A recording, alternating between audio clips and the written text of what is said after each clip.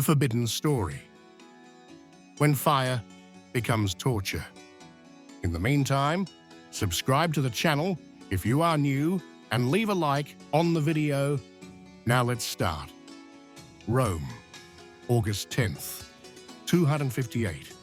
The fiery sun of the Roman summer beats relentlessly on the crowd, gathered in a square of the eternal city.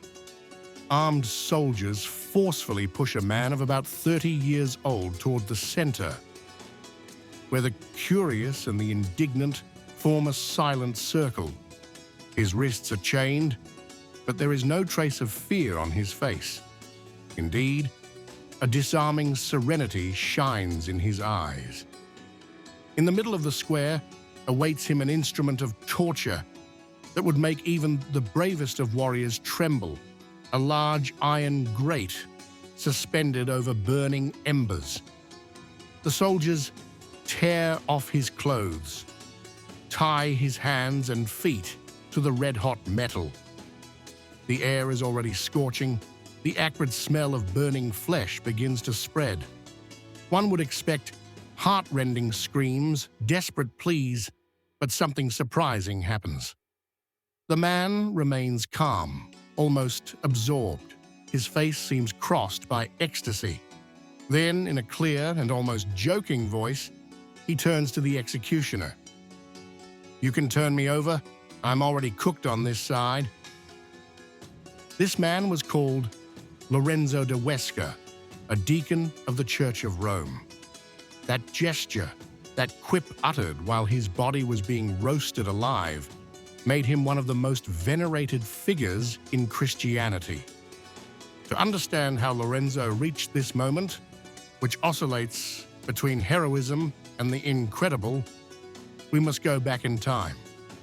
Lorenzo was born around 225 AD in Huesca, in what is now Spain, then a Roman province. The son of Christians, he received a solid religious education and stood out from a young age for his deep faith. While studying in Caesarea, Augusta, now Saragossa, he met Sixtus, the future pope, with whom he established a bond that was to change his destiny. When Sixtus moved to Rome, Lorenzo followed him. In 257, once elected pontiff, he appointed him archdeacon, the highest office among the 7 deacons of the city, a role of great responsibility. He managed the assets of the church, distributed alms, guarded relics and treasures. But it was a dramatic period.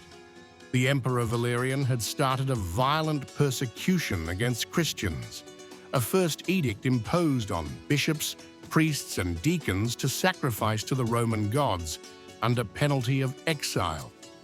A second, the following year, decreed immediate death for those who refused. The repression also came quickly to Rome. On August 6th, 258, while celebrating Mass in the catacombs of Praetextatus, Pope Sixtus II was arrested and beheaded along with 4 of his deacons. When Lawrence learned of the arrest, he ran to him.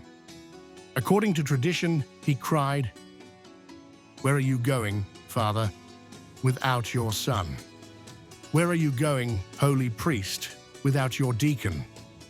Sixtus answered him with words that would become prophetic. "I do not abandon you, my son. I only precede you.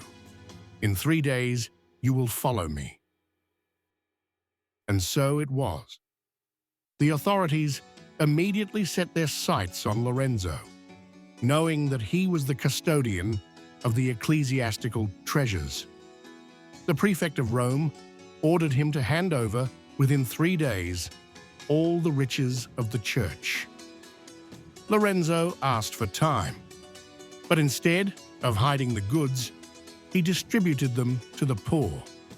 On the 3rd day, he presented himself to the prefect, accompanied by beggars, the sick, orphans, and the elderly.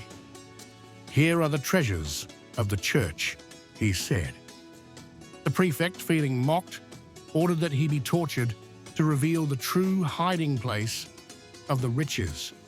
But Lorenzo did not give in. He continued to repeat that the poor were the true treasure of Christ. Blinded by rage, the prefect decreed for him a slow and atrocious death, to be roasted alive on a grill. It is difficult to imagine the agony of such torture, the body exposed to tremendous heat, without death immediately coming. Yet, in the midst of this inhuman torture, Lorenzo remained calm. According to tradition, he prayed not only for himself, but for the conversion of Rome. His face shone with a mysterious light, and his body was said to have given off a sweet perfume, rather than the expected smell of burning flesh. Some historians believe that the story of the torture on the gridiron may be symbolic, and that Lorenzo was instead beheaded. But the image of the saint smiling and cracking a joke amid the flames has struck the Christian imagination for centuries. His body was collected by Christians and buried on the Via Tiburtina. When Emperor Constantine legalized Christianity, a basilica was built over his tomb, San Lorenzo Fuori le Mura, one of the 7 pilgrimage churches of Rome. The influence of San Lorenzo went beyond the city limits. In Spain, his native country, he inspired the construction of the monastery of San Lorenzo de El Escorial, commissioned by Philip II. The complex, in the shape of a gridiron, honors the instrument of his martyrdom. Artists such as Fra Angelico, Titian, and Rubens painted him, capturing the majesty of his serenity amidst the flames.